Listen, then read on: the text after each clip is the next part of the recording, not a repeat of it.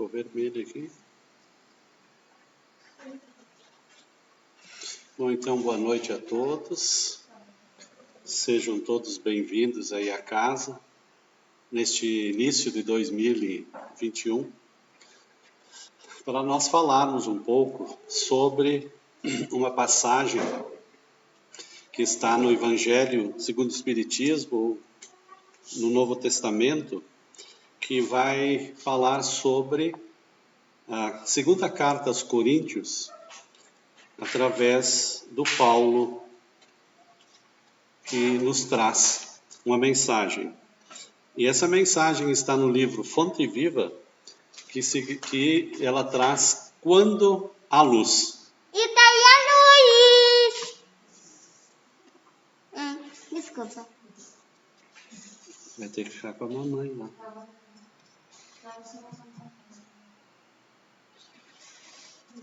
Então, essa passagem que nos fala sobre quanto à luz, ela nos traz sobre essa questão em que Jesus nos traz também, através de Emmanuel, da necessidade que nós temos desse nosso desenvolvimento interior, desse nosso desenvolvimento ou despertar interior das nossas consciências. Por isso que essa passagem, ela que nós vamos discorrer um pouco sobre ela, e antes disso vamos fazer uma prece, então, para que a gente possa iniciar depois os nossos trabalhos. Então, que neste momento nós possamos agradecer a Deus, a Jesus, pela oportunidade que nos foi concedida de nós aqui estarmos. Agradecermos por esse momento, neste início de ano, onde buscamos essas palavras consoladoras do Cristo, trazendo para todos nós essa esperança, essa consolação que nos traz através de suas palavras, através de seus exemplos. Sejamos gratos por todos e que Deus possa nos proteger. Então, para nós iniciarmos então essa nossa explanação desse capítulo, eu vou trazer algumas considerações de um livro chamado Segue-me, que é um livro ditado pelo Espírito Emmanuel através do Francisco Cândido Xavier, através de Chico Xavier, que acredito eu tenha muito a ver com essa mensagem que depois nós vamos também trabalhar, do livro Fonte Viva, que se chama Quando há Luz, quando existe a luz nos nossos corações, quando existe a luz nas nossas consciências. E então, dentro desse aspecto é que nós vamos conversar um pouco sobre isso. Então, o evangelista Marcos nos traz uma passagem em que Jesus nos fala o seguinte: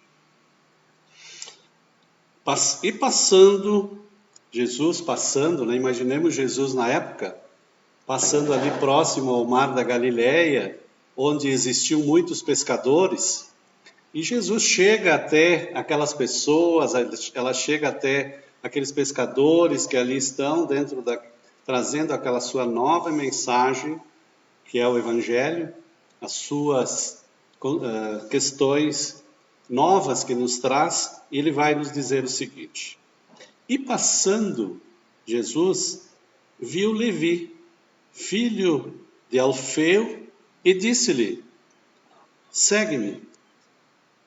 E levantando-se, o seguiu.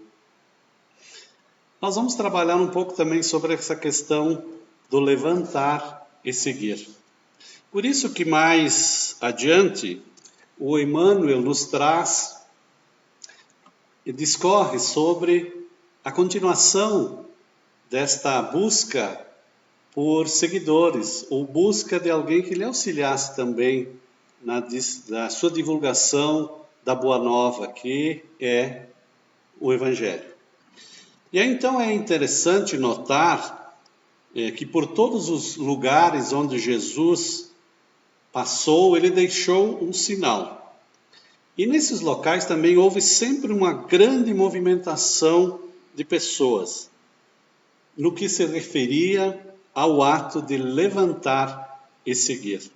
Então, imaginemos que Jesus, naquele momento, trazendo a sua mensagem, as suas obras, passa por aquelas regiões, aqueles pescadores simples, como os habitantes que ali existiam, e vai levando essa boa nova.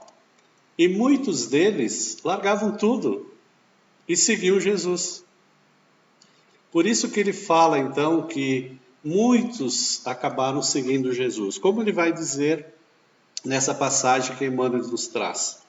André e Tiago deixaram as redes que estavam pescando para segui-lo.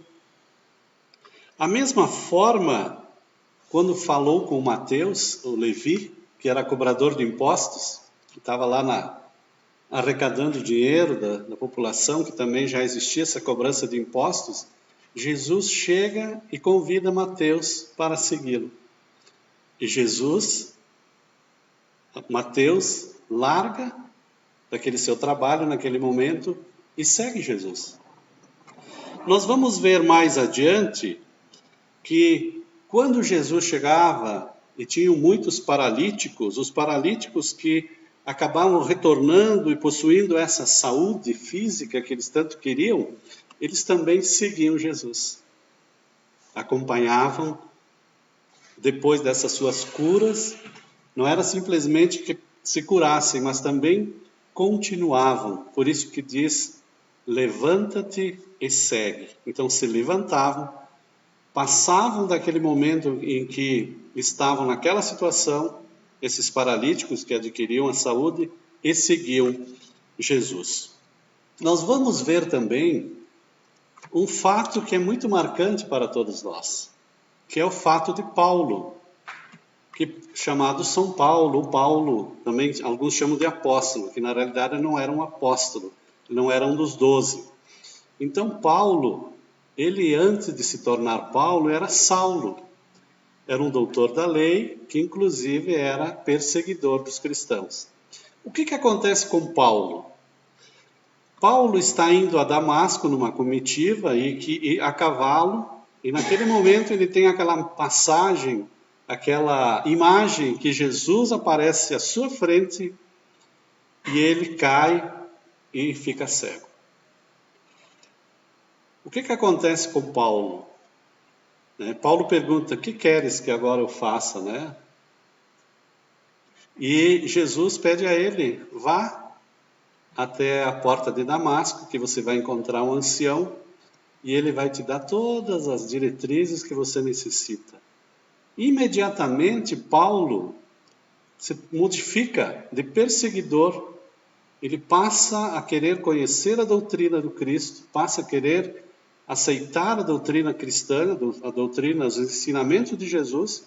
Ele passa um longo período de 3 anos estudando os pergaminos, estudando a doutrina cristã, a doutrina do Cristo, e depois ele começa as suas peregrinações. Nós achamos que muitas vezes Paulo, ou antes Saulo, saiu a fazer as suas peregrinações, as suas prédicas, escrevendo as suas cartas. Não, primeiro ele estudou a sua doutrina, ficou lá no deserto de Dan, com alguns já convertidos ao cristianismo, que era Átila e Prisca, isso está no livro Paulo Estevão, e que nós vamos ver que depois ele se transforma, ele se levanta daquela sua situação de perseguidor e segue os ensinamentos cristãos. E nós vamos ver também que quantos e quantos cristãos, quantos seguidores do Cristo foram mortos. Nos circos romanos, nos anfiteatros, era a diversão do povo em Roma, era incendiar, crucificar, matar os cristãos. Nós vamos ver isso na história. E com uma fé inquebrantável que esses primeiros cristãos tinham, que davam a sua vida em nome do Cristo. Então nós vamos ver nos tempos atuais que não é mais necessário nós darmos ou nos sacrificarmos a própria existência. Digamos assim, que ficou muito mais leve, muito mais fácil para nós na atualidade. E que o ensinamento de Cristo realmente ele vem num chamamento que ele nos traz, que muitas vezes nós temos que pensar, nos darmos conta de muitas situações que nos ocorrem. E eu vou ler até uma passagemzinha agora que Emmanuel nos traz, que diz o seguinte: a maioria dos cristãos vai adotando em quase todos os seus trabalhos a lei do menor esforço. Veja que esses nossos antepassados, seguidores, davam até a sua própria existência. Quantas dificuldades e sacrifícios eram perseguidos. Diz assim, então, que hoje nós cristãos somos muito mais adeptos da lei do menor esforço. Muitos de nós esperam pela visita ainda pessoal de Jesus. Esperamos que ainda que ele passe por aqui para nos arrebanhar. No conforto das nossas poltronas acolhedoras. Outros fazem preces por intermédio de discos ou de orações, muitas vezes imaginamos do que é que nós estamos falando. Que nós nem sentimos elas praticamente no coração. Também há, como diz Emmanuel, os que desejam comprar a tranquilidade celeste com as espórtulas, com dinheiro farto, generosos, como também os que, sem nenhum trabalho em si próprios, aguardam intervenções sobrenaturais dos mensageiros do Cristo pelo bem-estar da vida. Isso é uma reflexão também profunda que nos traz, que nós, muitas vezes, queremos que as coisas aconteçam muito facilmente para a gente. Claro que todos nós desejamos isso. Mas, mesmo assim, quando nos diz Emmanuel, é necessário, muitas vezes, o nosso esforço, o nosso trabalho, a nossa dedicação, a nossa busca por algo melhor para nós próprios. Porque tudo aquilo que nós realizamos é para nós. Se nós realizamos em favor do próximo, é para nós. Então, essa postura, vejo que esse relato de Emmanuel nos traz dos sacrifícios passados e hoje, que nós temos muitas facilidades, nós muitas vezes talvez caiamos no comodismo, caiamos em alguns aspectos que nos acomodam. Então, por isso que Emmanuel finaliza dizendo: perguntemo-nos a nós mesmos se estamos seguindo Jesus ou apenas cultuando questões externas. É muito importante porque levantar, renovar-se ainda é o nosso lema. Levantar-se de quê? Levantar-se dentro das nossas dificuldades que nós temos hoje. Levantar-se porque nós sabemos que nada também acontece por acaso. E também quando ele nos diz o seguir. O que significa seguir? Seguir significa procurarmos trabalhar dentro dos propósitos que Jesus nos traz. E aí nós teríamos que fazer outras considerações, porque a mudança do Cristo é realmente, e foi na época e ainda continua hoje, uma questão transformadora. É uma mudança de hábitos, é uma mudança de comportamento, é uma mudança de atitudes. É isso que ele nos traz, em suma. É que faz nos pensar sobre muitas questões. Mas, deixando um pouco essa introdução que eu trouxe sobre esse livro Segue-me, né? Fazendo essas considerações entre todos aqueles que foram chamados e seguiram Jesus, que se levantaram, que viram a necessidade e a possibilidade que tinham de seguir Jesus. Não era simplesmente seguir ele pelas estradas. O que ele queria realmente que eles dessem demonstrações da sua própria doutrina, dos seus próprios ensinamentos. Isso era o seguir. Em todos os momentos em que Jesus trazia essa sua mensagem, era para isso. E principalmente hoje que nós estamos assim iniciando um novo ano, porque muitas vezes no início do ano nós fizemos muitos planos, nós fizemos muitos planejamentos, e geralmente esses nossos planejamentos, eles são para as questões materiais. Eu quero nesse ano adquirir tal coisa, quero trocar de carro, quero fazer isso, fazer aquilo. Nós já nos pensamos se nós estamos planejando alguma coisa de mudança nas nossas vidas, nas questões espirituais, nas questões da nossa espiritualidade, nas questões dessa busca desse outro lado, porque nós sabemos que é necessário que exista esse equilíbrio entre o ter e o ser. A busca do material também é necessária, também é importante. Então, muitas vezes nós temos que nos perguntar nesse início de ano, qual é o meu planejamento para as minhas questões religiosas, que é a questão da espiritualidade, das questões espirituais. Qual é a minha meta? Qual é a minha meta? Eu vou começar a me interessar por ajudar numa obra social, eu vou começar a frequentar algum credo, alguma crença, vou começar a estudar alguma coisa, eu vou participar de alguma ONG, sei lá, tudo aquilo que nos envolve que não são questões propriamente materiais, de aquisições, mas são pequenas coisas que fazem muito bem a diferença. Mas esse ponto que eu vou tratar agora, ele diz nessa passagem onde Paulo traz na segunda carta aos Coríntios, ele diz o seguinte: o amor do Cristo nos constrange. O que é constranger? Nós vamos ver também que o amor do Cristo está relacionado muito com uma outra citação também que o próprio Paulo nos traz, que a caridade de Cristo nos compele. Então eu fui buscar no dicionário também para ver o que é o verbo constranger. Ele traz constranger como compelir, como impelir, como dar um avanço. Ele também nos traz como uma força que nos move, através desse seu amor, dessa sua caridade, dessa sua devoção que ele nos trouxe. E também que nos obriga. E o obrigar significa um chamado, por isso que ele diz, o amor do Cristo nos constrange. Então ele nos compele, nos obriga e nos força. Pode ser isso.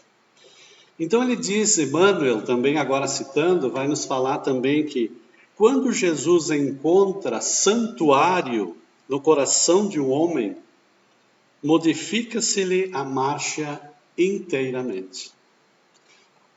Quando o homem, ou quando Cristo consegue colocar, ou consegue se hospedar nesse santuário, então nós vamos ver o que é santuário. Nós vemos que santuário muitas vezes é um local, uma igreja, né? Aqui na cidade a gente fala muito do santuário católico, Nossa Senhora do Caravaggio. Mas o que significa santuário? Santuário significa a sede dos nobres sentimentos. O local onde habita nobres sentimentos.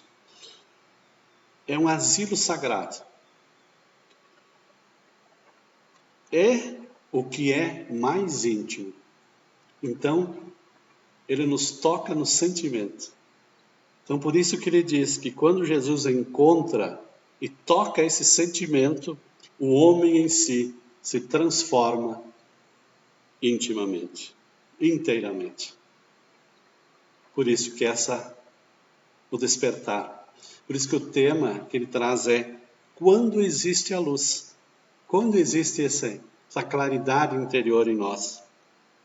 Ele diz também que quando Cristo encontra esse santuário íntimo, não há mais lugar dentro dele para adoração improdutiva, como também não haverá mais crença sem obras.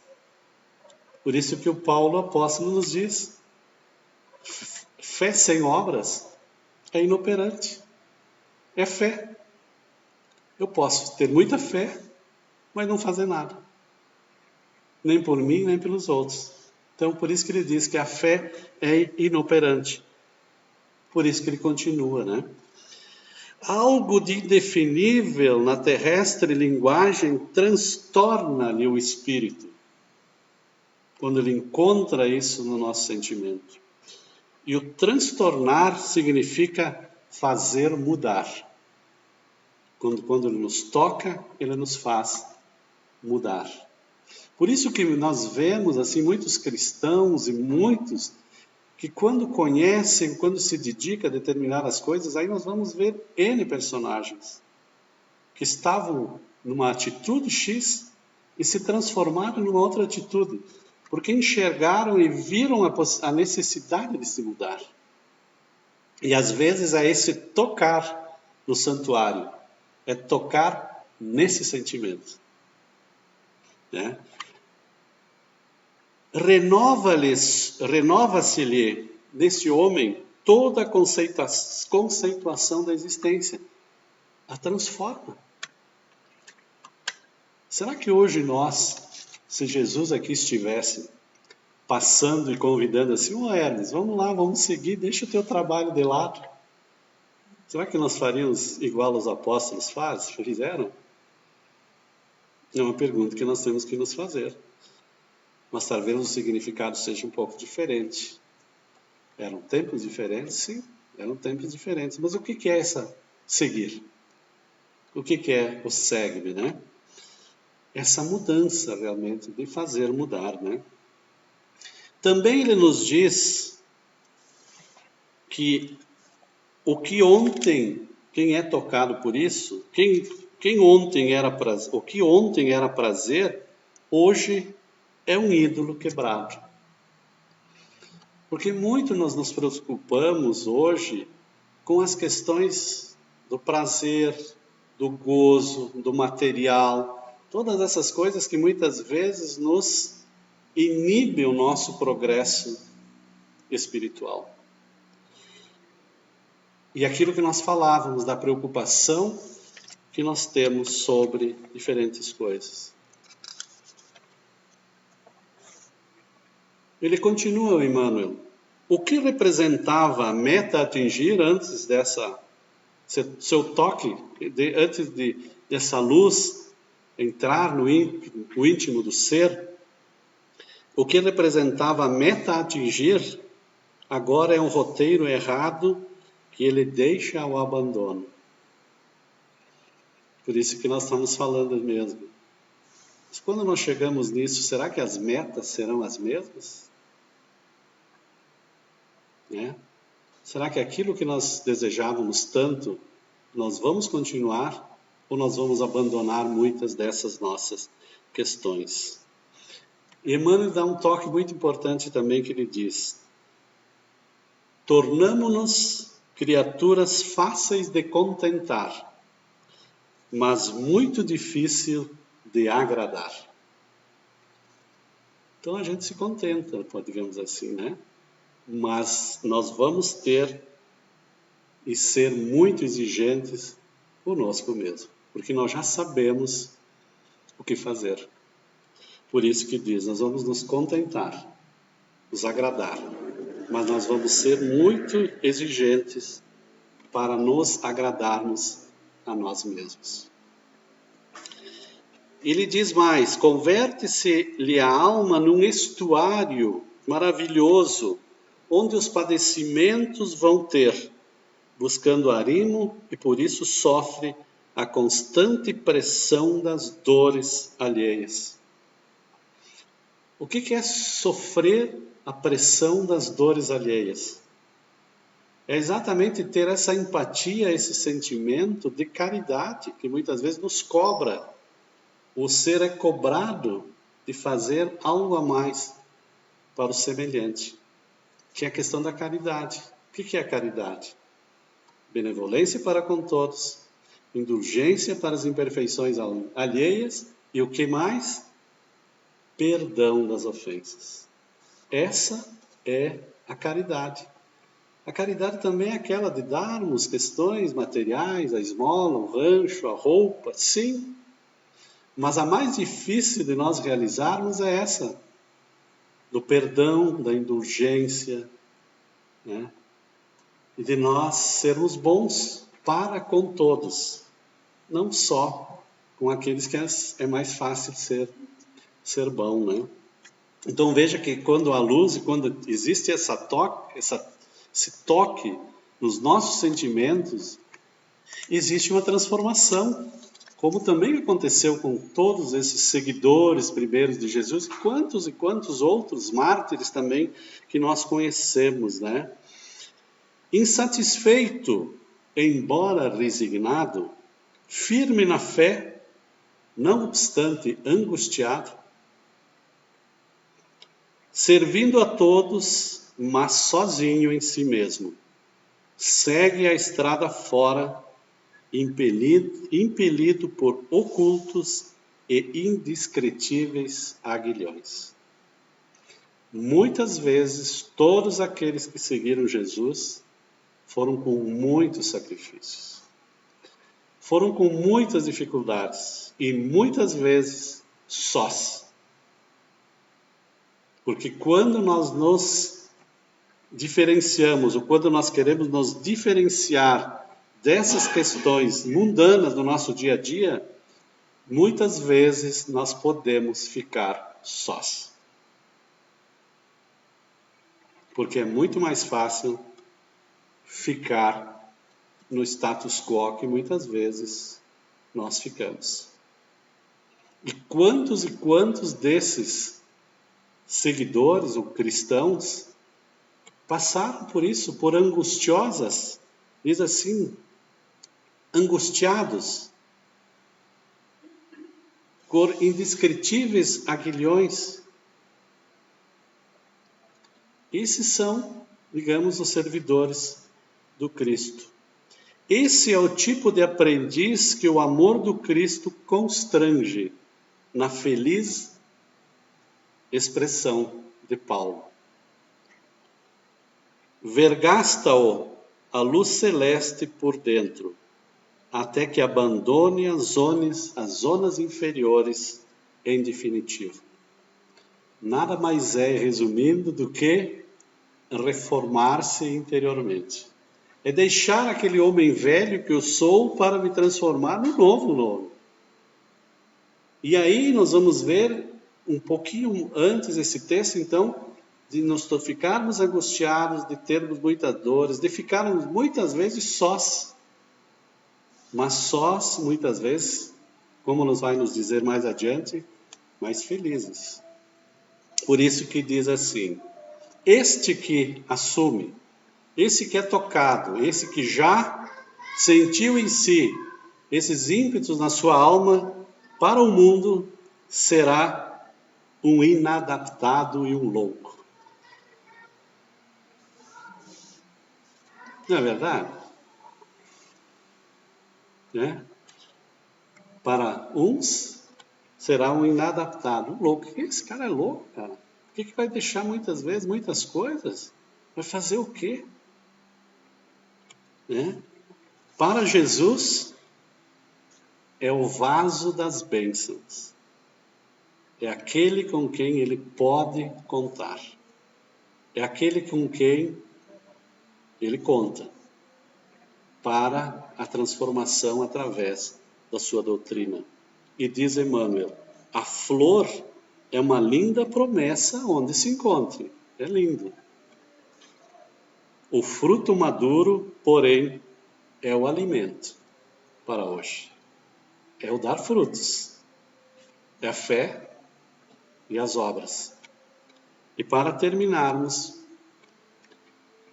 diz Emmanuel, felizes daqueles que espalham a esperança, mas bem-aventurados sejam os seguidores do Cristo que suam e padecem, dia a dia, para que seus irmãos se reconfortem e se alimentem no Senhor. É linda essa mensagem, eu até escolhi elas assim, que nos toca assim muitas vezes. Quando estava estudando isso aqui, sinceramente, é algo assim, a gente acaba refletindo por muitas questões e muitas situações, né? E essa citação, então, que ele nos diz: felizes daqueles que espalham a esperança, a palavra, né? De divulgar e tudo, mas bem-aventurados os seguidores do Cristo, que trabalham, que suam e que padecem e que muitas vezes sofrem. Então imaginemos, né, que padecem dia a dia para que seus irmãos se reconfortem e se alimentem no Senhor. Então nós imaginemos também nesse dia, voltando lá no passado, quantos de nossos irmãos padeceram, se sacrificaram, esses seguidores de Jesus, e que conseguiram trazer essa doutrina cristã, trazendo esse reconforto novamente na essência da doutrina cristã, sem as questões exteriores, sem questões materiais, mas a essência em si própria, porque a doutrina do Cristo nada mais é para nos auxiliar, como espíritos imortais que nós somos. Essa é a essência da doutrina cristã. Por isso que nós poderíamos resumi-la em 2 palavras, né, que resumiria também os mandamentos: fazer aos outros aquilo que nós gostaríamos que os outros nos fizessem. Ali estariam todas as leis e todos os profetas, como ele nos diz. Então era essa reflexão que nós tínhamos para hoje, e que, como nos diz no livro de Chico, Segue-me, um livro lindíssimo também, que nos traz essas reflexões. Aonde ou quanta luz, né? Essa luz que está em nós. E se não está, aos poucos ela vai acendendo. Então, que nós possamos, nesse momento, agradecermos a Deus, a Jesus, novamente, que recentemente comemoramos esse seu aniversário, que muitas vezes até o esquecemos, porque nesse período se confunde muito com questões materiais, mas que nós possamos refletir do significado da sua vida, do significado da sua existência e o que ele nos tem trazido para todos nós. E que pensemos sempre, em qualquer momento da nossa existência podemos nos indagar: e se Jesus estivesse no meu lugar, o que é que ele faria? Com esses pensamentos, nós possamos sermos muito gratos. Muitos gratos também por todos aqueles que doaram, inclusive, a sua própria vida em nome do Cristo, para que os seus ensinamentos não se perdessem e chegassem até nós com essa chamada água viva do Evangelho do Cristo. Obrigado e que Deus nos proteja. Que assim seja.